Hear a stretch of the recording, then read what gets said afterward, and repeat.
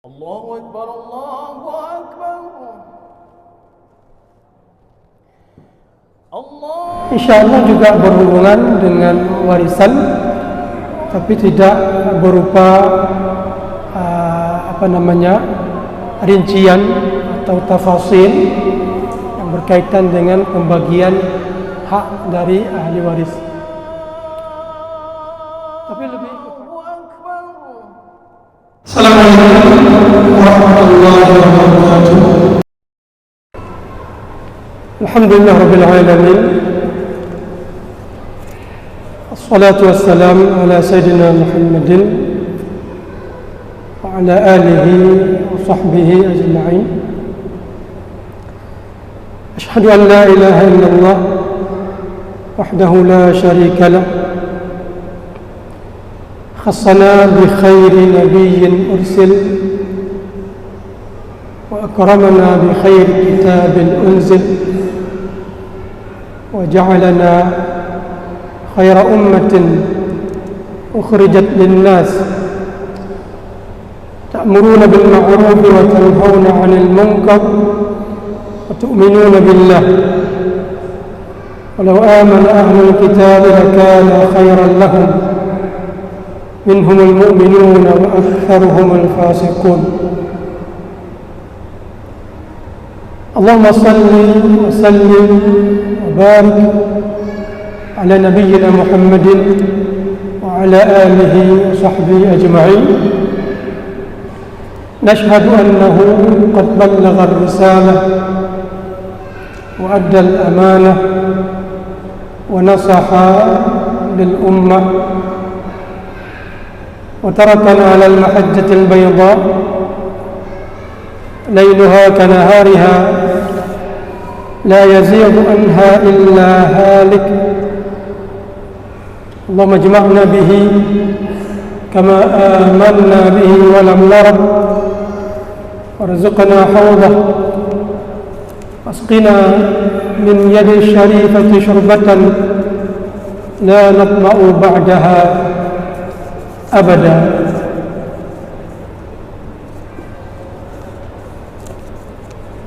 رب اشرح لي صدري ويسر لي أمري واحلل عقدة من لساني يفقه قولي. صدق الله العظيم. Hadirin sidang jamaah salat maghrib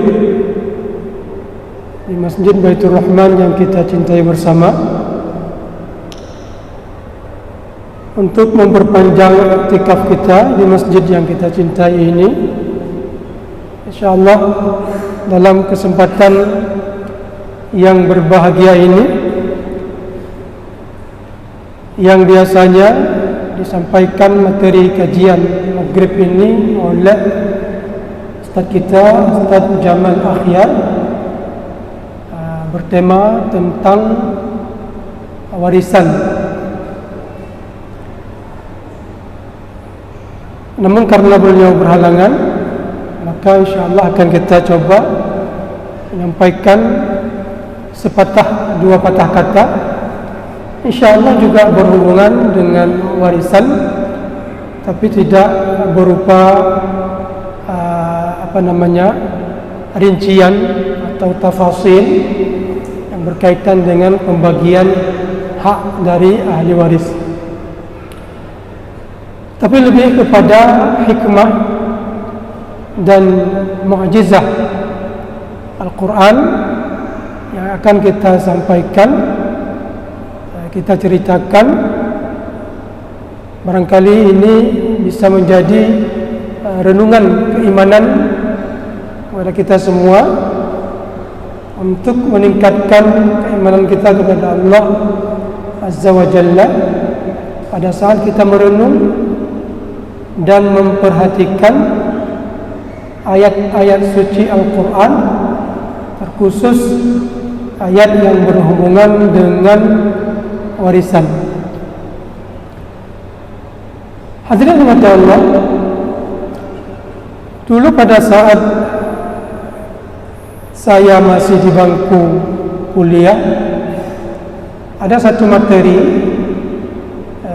yang perlu kami pelajari, yaitu materi fiqhul mawaris, fikih tentang pembagian warisan. Pada saat itu kami sedang berada di semester kelima atau keenam, ya, tahun ketiga kami belajar. Dan buku yang diktat pelajaran mawaris itu yang diberikan kepada kami itu jumlah halamannya sekitar 350 halaman. Itu sebuah buku tentang satu materi warisan. Jumlah halamannya 350 halaman. 350 halaman itu ternyata ketika kita kembali merujuk kepada Al-Quran,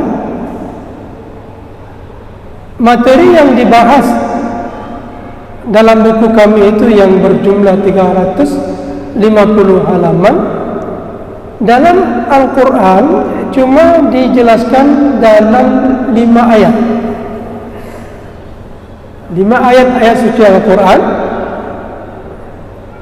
itu memuat seperti 350 halaman di dalam buku. Nah, kalau kita lihat Al-Quran, ya, di depan saya ini ada Al-Quran. Kalau 5 ayat itu ya sekitar berapa halaman? 1, 2, setengah halaman, ya. Atau karena ayat warisan agak lumayan panjang, kita katakan saja 1 halaman atau 1 halaman setengah. 1 halaman setengah dari Al-Quran itu dirincikan, dibahas dalam 350 halaman dalam buku. Kenapa bisa demikian? Nah, disitulah terletak keunikan Al-Quran, terletak keindahan Al-Quran, terletak mukjizat. Nah, salah satu mukjizat kepada Nabi kita adalah yaitu Al-Quran Al-Karim, yang kata-katanya itu apabila ini menggunakan bahasa Arab, inna anzalnahu Qur'anan Arabiyyan la'allakum ta'qilun. Sesungguhnya kami menurunkan Al-Quran ini dengan menggunakan bahasa Arab supaya kalian berpikir. Setelah berpikir, dalam ayat lain redaksi yang sama, yaitu Allah menurunkan Al-Quran dalam bahasa Arab la'allakum tattaqun, supaya kalian setelah berpikir, merenung, lalu beriman, lalu bisa menambah ketakwaan kepada Allah. Ada satu orang penasehat Presiden Amerika Nixon di tahun 80-an dulu. Nixon ini penasehat Presiden Amerika ini namanya adalah Robert Crane, ya, Robert Crane. Dia pakar di bidang undang-undang di Amerika Serikat. Bahkan pernah menjadi duta besar untuk Amerika di wilayah negara Emirat Arab. Pakar hukum. Kita ketahui kalau hukum itu adalah bahasanya itu nggak boleh ambigu, nggak boleh kemungkinan begini, kemungkinan begitu. Itu bahasa hukum. Dan Robert Crane ini yang merupakan penasehat Presiden Amerika pada saat itu, Nixon, di bidang undang-undang, di bidang hukum, terkesima dengan ayat-ayat yang berkaitan dengan harta warisan. Apakah sekedar terkesima? Ternyata setelah terkesima, dia masuk Islam, ya. Setelah dia berpikir, inna anzalnahu Qur'anan Arabiyyan, berkaitan dengan bahasa Arab yang singkat padat, yang salah satu kriteria yang dibangga-banggakan oleh bangsa Arab bahkan sebelum Al-Quran ini diturunkan adalah singkat padat, jelas. Yang kalau diterjemahkan Al-Quran ini ke dalam bahasa Indonesia itu mungkin bisa 4 jilid seperti ini.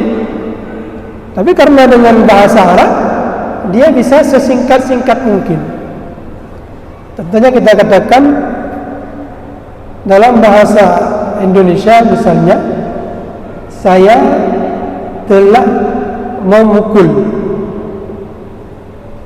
Itu ada 3 kata, saya telah memukul. Dalam bahasa Arab cuma 1 kata dalam bentuk tulisannya, darabtu. Jadi darab itu kalau ditulis 1 kata dia bersambung, darabtu. Itu sama dengan seperti 3 kata yang ada dalam bahasa Indonesia. Itu indahnya Al-Quran. Makanya tidak heran ketika pembahasan mawaris, ketika dirincikan sampai menghabiskan 350 halaman, ternyata di dalam Al-Quran cuma hanya berjumlah 1 halaman setengah, 5 ayat, 4 ayat begitu. Ini menunjukkan Al-Quran singkat, padat, jelas. Dan ini pula yang membuat si Robin Crane ini berpikir. Setelah dia kaji, dia sosok pakar hukum yang tidak hanya fokus tentang hukum di negaranya saja, apalagi dia dipercayakan pernah menjadi duta besar di salah satu negara Arab, Uni Emirat Arab. Dan ini menuntut dia untuk mempelajari hukum-hukum yang ada di dalam komunitas masyarakat Arab. Dan salah satunya adalah perkara hukum yang berkaitan dengan warisan. Setelah dipelajari, la'allakum ta'qilun, supaya kalian berpikir. Dia pikir, hebat sekali ini. 4-5 ayat ini bisa, kalau ditulis dalam undang-undang itu bisa berjilid-jilid. Kemudian la'allakum tattaqun, kemudian masuk Islam dan beriman kepada Allah. Ini perkara tentang mukjizat Al-Quran tentang harta warisan. Kenapa Islam ini sangat peduli tentang warisan? Yang tadi mungkin sekilas kita lihat Al-Quran sendiri tidak banyak membahas tentang harta warisan, cuma 5 ayat. Tapi walaupun 5 ayat, isinya seperti 350 halaman. Dan ini menunjukkan walaupun dia singkat pembahasannya dalam Al-Quran, dan ternyata ketika dijabarkan, dirincikan, ternyata menjadi besar. Ini menunjukkan akan pentingnya tentang warisan. Dan warisan ini adalah salah satu ilmu yang pernah dipesankan oleh Rasulullah SAW kepada para sahabat. Ta'allamu al-fara'id, belajarilah fara'id ini. Kenapa? Karena fara'id ini adalah ilmu yang mudah dilupakan. Makanya nggak banyak ya. Mungkin setiap desa ini belum ada 1 orang yang pakar bidang fara'id. Jadi ilmu yang tidak semua orang mampu menguasai tentang ilmu ini. Maka Rasulullah meminta kepada kita untuk mempelajari ilmu tentang faraid. Ini menunjukkan ilmu ini adalah sangat penting untuk dipelajari dan untuk dilestarikan. Islam sangat menghargai hak-hak orang lain, dan salah satu bentuk dari kepedulian agama Islam kepada hak manusia adalah hak warisan. Kenapa? Wal yakhshal ladzina law taraku min khalfihim dzurriyyatan dhi'afan khafu 'alaihim falyattaqullaha wal yaqulu qawlan sadida. Hendaklah mereka takut. Bukan mereka saja, kalian juga harus takut. Yaitu orang-orang yang meninggalkan dzurriyyatan dhi'afan, generasi-generasi yang lemah. Salah satu generasi, indikasi generasi lemah, generasi yang fakir, nggak punya uang, nggak punya uang. Makanya ketika seorang sahabat yang kaya raya, yang dia hanya memiliki pewaris satu-satunya perempuan lagi, datang kepada Rasulullah, ya Rasulullah, innani rajulun dzu malin, saya adalah laki-laki yang banyak harta dan tidak ada yang mewarisi saya kecuali seorang perempuan lagi. Bagaimana kalau harta saya ini saya sumbangkan fi sabilillah? Rasulullah mengatakan, oh jangan disumbang semua. Bagaimana kalau setengahnya ya Rasulullah? Jangan juga setengahnya. Coba Rasulullah, ya. Padahal Rasulullah adalah seorang pemimpin, seorang kepala pemerintahan, seorang yang dalam pemerintahan itu banyak membutuhkan uang, banyak membutuhkan stok dana. Tapi Rasulullah menjawab seperti itu, jangan.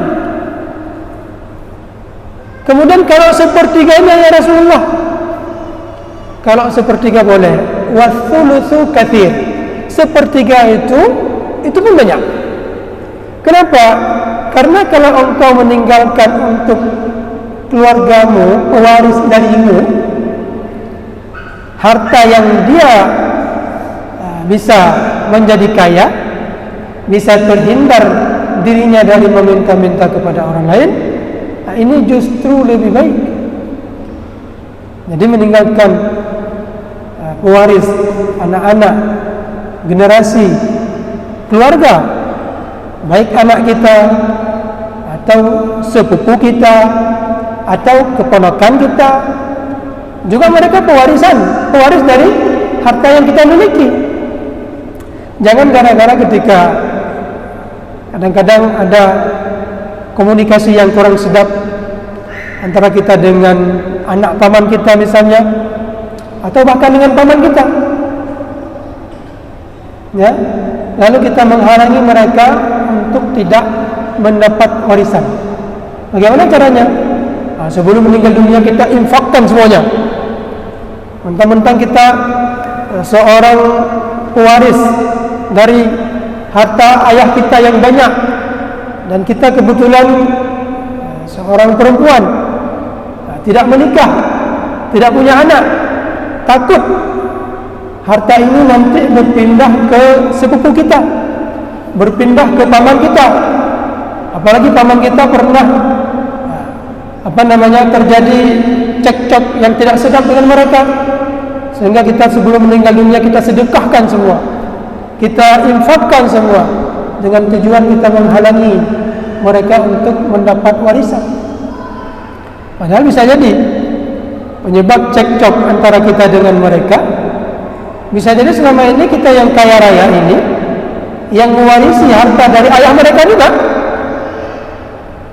kita ternyata pelit dalam keluarga kita selama ini, sehingga timbul cekcok kita dengan mereka, dan mereka dalam kondisi miskin, sehingga ada kesan-kesan seperti itu. Jangan gara-gara kita tidak pas dengan hubungan dengan mereka, lalu kita mencoba untuk menghalangi mereka dari harta warisan. Padahal kalau kita menikah, tadi status perempuan itu tadi misalnya belum mendapat suami, kalau tiba-tiba dilamar oleh sang suami, tentu saja dia akan mengharap sang paman itu sudi menjadi wali. Jangan ketika ada kepentingan saja kita baru berbaik dengan mereka, tapi ketika ada cekcok sedikit dengan mereka, lalu kita mencoba untuk tidak mewariskan harta yang kita miliki kepada mereka dengan alasan tidak fair selama ini. Mungkin tidak fair itu penyebabnya seperti yang saya sebutkan tadi, kita juga dalam keluarga agak kurang dermawan, atau dalam tanda kutip pelit, sehingga menimbulkan kelas dari mereka. Wal yakhshal ladzina law taraku, dan mereka juga bagian dari orang-orang yang akan kita tinggalkan setelah kita meninggal dunia. Kalau mereka walaupun bukan anak kita, walaupun bukan orang tua kita, tapi mereka statusnya tetap ahli waris kita. Kalau mereka dalam kondisi fakir miskin, maka hendaklah kita meninggalkan kepada mereka harta yang kita punya itu. Supaya apa? Supaya mereka tidak menjadi lemah lagi, supaya mereka berubah menjadi kaya. Barangkali cekcok, clash, kurang fair selama ini, dengan ada harta yang mereka wariskan dari kita ini, ini bisa melegakan kembali dan membuat mereka berdoa pada saat kita sudah berpisah dengan nyawa kita, dengan roh kita.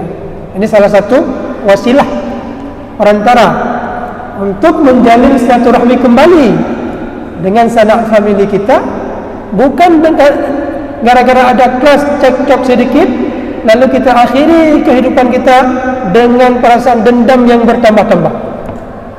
Padahal seharusnya ketika nyawa kita sudah dicabut oleh Allah, walaupun selama ini bertahun-tahun kita tidak pas hubungan kita dengan mereka, ada sedikit harta yang mereka wariskan dari kita, menjadi segar kembali jiwa mereka dan menjadikan mereka berdoa pada saat kita sangat membutuhkan kepada doa dari mereka.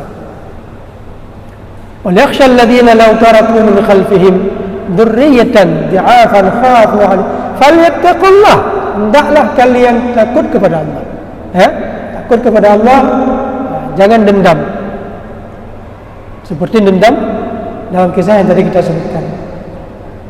Kembali lagi kepada pertanyaan tadi, mengapa Islam ini sangat memberi kepedulian kepada warisan? Kalau tadi pertama sudah kita sebutkan bahwa generasi yang kita tinggalkan, waris yang kita tinggalkan ini, dengan mendapat warisan dari kita, mereka menjadi kuat, bisa berubah keadaan dari miskin menjadi kaya, atau kalaupun tidak kaya, tapi paling tidak yang selama ini mereka hanya makan 2 kali, kali ini salah makan 3 kali. Begitulah kira-kira.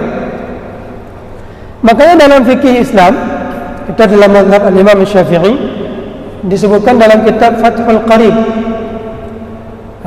Ini menunjukkan tentang pentingnya melestarikan warisan ini. Ada beberapa golongan, sekitar 6 golongan,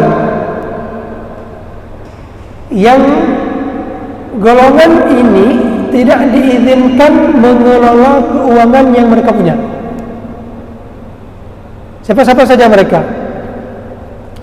Ada orang yang sudah bangkrut, itu dia, familinya itu harus menghalangi, jangan dihabiskan nanti uangnya.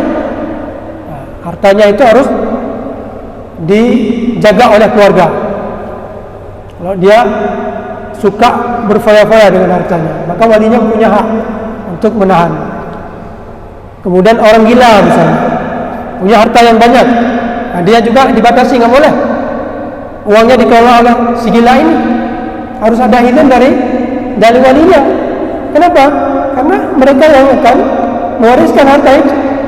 Kemudian anak kecil juga nggak boleh mereka mengelola. Dan salah satunya, ini yang uniknya, adalah orang sakit. Ada seorang bapak-bapak atau ibu-ibu yang sudah divonis sakit berat, stroke misalnya, atau apalah penyakit tumor misalnya, ganas lagi, yang prediksinya umurnya sekitar 6 bulan, 1 tahun lagi sudah meninggal dunia, bahkan bisa jadi lebih cepat. Maka bagi orang ini, setelah dia berobat kemana-mana, berobat ke Penang, berobat ke Medan, ke Jakarta, nggak sembuh-sembuh. Ada harta yang dia tinggalkan, misalnya sejumlah 1 miliar misalnya, dibawa ke Penang untuk berobat, sudah habis sepertiganya. Pergi ke Jakarta berobat, habis lagi sepertiganya. Maka sepertiga yang tersisa itu, ini punya hak oleh anak-anaknya, pewarisnya, untuk mereka halangi. Oh ayah, stop dulu ya, jangan dihabiskan semua, nanti nggak ada untuk kami. Mungkin terkesan kejam kali ya, ini kan uang ayah, ayah yang berusaha, ayah yang punya, ayah yang semua-semuanya. Itulah Islam. Islam tidak hanya egois seperti itu, tapi Islam memberi kepedulian kepada siapa nanti yang akan mewariskan harta ini. Bagaimana kondisi mereka? Sang ayah punya harta 1 miliar, sang anak pengangguran, dan ayah dalam kondisi sakit, hartanya digunakan semuanya untuk berobat. Ternyata setelah dia meninggal dunia, sang anak jadi pengamen, sang anak jadi pengemis, dan Islam tidak mau seperti itu. Islam walaupun terkesan kejam, ini kan harta ayah, ini kan harta bunda, apa hak kalian untuk menghalangi ayah untuk berobat? Tapi Islam tidak seperti itu. Islam menghalangi. Kalau ingin digunakan untuk berobat, jangan digunakan semua. Kalau hampir habis, itu harus ada izin dari siapa nanti kira-kira ketika bapak ini meninggal dunia yang akan mewarisi harta bapak ini. Tak boleh dihabiskan semua. Kecuali si anak semuanya sudah ada pekerjaan, juga mereka sudah banyak harta yang mereka punya. Bahkan bukan hanya harta ayah, harta kami saja ini, kami ramai-ramai ini, kumpulkan si abang, si adik, si kakak untuk memberi sumbangan supaya ayah bisa berobat. Walaupun dokter sudah memvonis ini kemungkinan untuk sembuh sulit, itu beda ceritanya. Itu silakan, hartanya mau dihabiskan. Tapi kalau kondisi si anak tidak punya pekerjaan, si anak dalam kondisi pengangguran, maka si ayah kalau ingin menghabiskan hartanya semua, harus ada restu dari si anak yang nanti akan menjadi pewaris dari harta si ayah yang akan meninggal. Begitulah Islam ini menjaga dan melestarikan warisan ini. Supaya apa? Supaya generasi Islam yang ditinggalkan tidak menjadi generasi yang lemah. Kemudian salah satu contoh yang lain, ada seorang sahabat di masa pemerintahan Abu Bakar As-Siddiq, namanya Thabit bin Qais Al-Ansari. Kalau bukan Thabit bin Qais, Qais bin Thabit Al-Ansari. Terbalik antara nama ayah atau nama dia itu. Thabit bin Qais Al-Ansari. Pada saat Abu Bakar mengumumkan kepada para sahabat untuk memerangi itu golongan yang tidak mau membayar zakat, kemudian untuk memerangi juga mereka yang mengatakan dirinya sebagai nabi palsu. Salah satu mereka adalah Musailamah Al-Kadzdzab. Terbunuhlah syahid salah seorang sahabat Nabi yang bernama Thabit bin Qais Al-Ansari ini. Ketika terbunuh, walaupun pasukan Islam menang, tapi beliau syahid. Ada baju besi yang beliau gunakan pada saat berperang, kemudian dilihat oleh sahabat yang lain. Ini baju besi dari seorang sahabat juga, Thabit bin Qais ini. Mungkin anggapan dia, karena sahabat itu kan macam-macam juga. Ada sahabat yang faqih, ada sahabat yang waraknya juga bertingkat-tingkat. Mungkin ada sahabat ini sahabat yang biasa-biasa, atau bisa jadi sahabat ini baru saja masuk Islam, atau bisa jadi bukan sahabat, karena Rasulullah sudah meninggal dunia. Salah seorang dari pasukan kaum muslimin pada saat itu mengambil baju besi yang ditinggalkan oleh Thabit bin Qais Al-Ansari ini. Diambil karena sudah mayat, sudah menjadi mayat. Mungkin bajunya kalau nggak diambil, pikir dia nggak ada yang ngambil, atau diambil juga oleh orang lain. Udahlah, saya saja yang ambil. Ternyata peristiwa pengambilan baju besi itu yang dimiliki oleh seorang sahabat yang bernama Thabit bin Qais Al-Ansari itu dimimpikan oleh Allah kepada Abu Bakar As-Siddiq. Ini menunjukkan bahwa pentingnya warisan itu. Abu Bakar As-Siddiq setelah mendapat kabar menang pertempuran itu yang berhasil membunuh Musailamah Al-Kadzdzab, tak lama kemudian melihat dalam mimpi beliau sahabat yang meninggal dunia syahid itu datang dalam mimpi Abu Bakar As-Siddiq dan menitip kepesan kepada Abu Bakar As-Siddiq, ya Khalifata Rasulullah sallallahu alaihi wasallam, baju besi yang saya tinggalkan ketika saya terbunuh syahid itu sekarang diambil oleh si fulan. Ya, tolong kirim utusan untuk mengambil balik dan diberikan kepada pewaris saya, ahli waris saya. Ya, maka oleh Abu Bakar As-Siddiq, ini juga satu dalil yang menunjukkan bahwa antara ruh manusia ini bisa berkomunikasi. Manusia ini ketika sudah meninggal dunia, kemudian nyawanya dicabut oleh Allah, ya ayyatuhan nafsul mutmainnah, wahai jiwa yang baik, irji'i ila rabbiki radiyatan mardiyah, kembali kepada Tuhanmu. Nah, kita ingin menceritakan juga dalam momen ini berkaitan dengan ruh. Memang ruh di dalam Al-Quran, ketika orang kafir bertanya kepada Rasulullah, akhbirna ya Muhammad anir ruh, maka Rasulullah menjawab, sa'ukhbiruka gadan. Dan ini ditegur oleh Allah karena Rasulullah di situ lupa mengatakan insyaallah. Ditegur oleh Allah dalam surah Al-Kahfi. Ada riwayat yang cerita tentang Ashabul Kahfi, tapi ada riwayat yang menyebutkan wala taqulanna li syai'in inni fa'ilun dzalika ghadan illa ayyasha Allah. Jangan sekali-kali engkau ya Muhammad mengatakan saya akan melakukannya besok kecuali dengan mengikut sertakan illa ayyasha Allah. Nah, ini salah satu riwayat, yaitu berkaitan dengan pertanyaan orang kafir tentang ruh. Yas'alunaka 'anir ruh. Mereka ya Muhammad bertanya tentang ruh. Jawablah, qulir ruhu min amri rabbi. Katakan perkara ruh ini adalah perkara yang diketahui jawabannya hanya oleh Allah Azza wa Jalla. Wa ma utitum minal ilmi illa qalila. Kalian tidak diberi ilmu kecuali hanya sedikit. Yang sedikit ini kita ingin menceritakan pada momen yang berbahagia ini. Sedikit cerita tentang ruh yang ada dalam Al-Quran dan ada dalam hadis dan ada dalam cerita Abu Bakar As-Siddiq tadi. Dalam hadis Rasulullah mengajari kita kalau kita melakukan ziarah kubur untuk mengucapkan salam kepada mayat. Kok bisa? Apa faedahnya kita mengucapkan salam kepada mayat? Ternyata mayat itu bisa menjawab. Ini menunjukkan ruh itu kembali lagi kepada jasadnya. Kemudian ada perang Uhud. Sebelum Rasulullah bergerak pulang dari perang Badar, perang Uhud.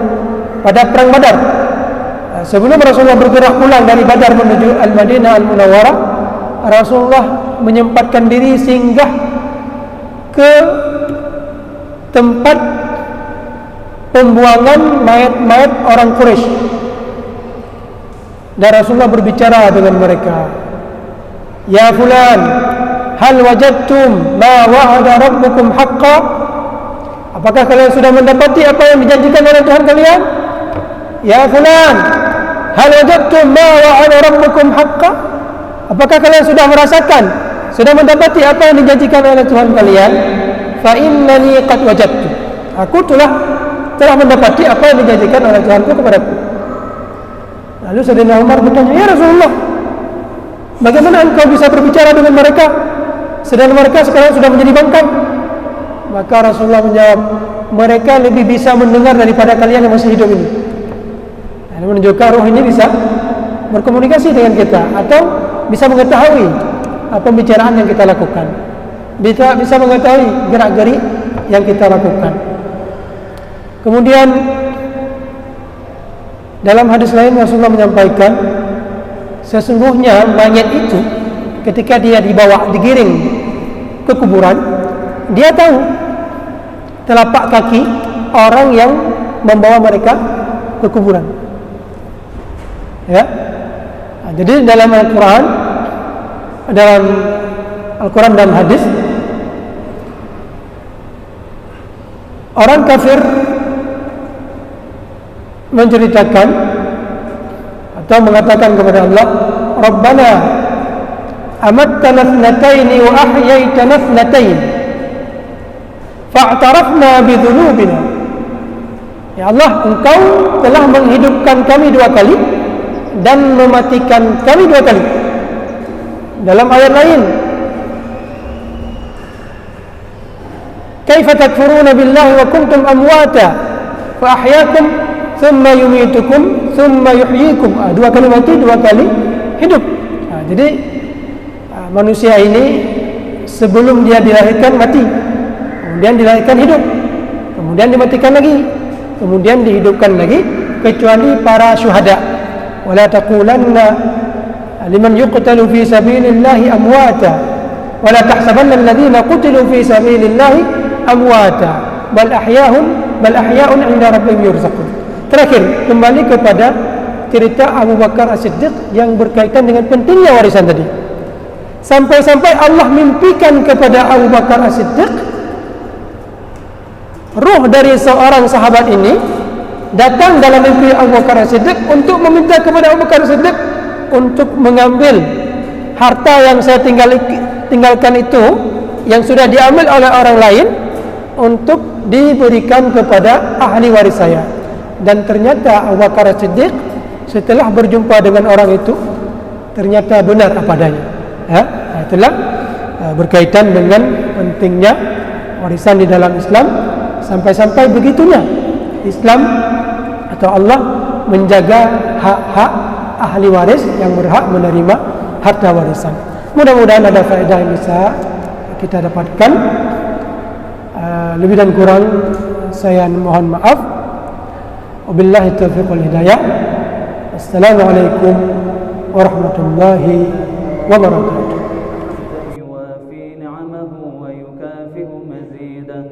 يا ربنا لك الحمد كما ينبغي لجلال وجهك الكريم وعظيم سلطانك. اللهم صل على سيدنا محمد وعلى آله وصحبه أجمعين. اللهم أعنا على ذكرك وشكرك وحسن عبادتك. ربنا اغفر لنا ذنوبنا ولوالدينا وارحمهم كما ربونا صغارا ولجميع المسلمين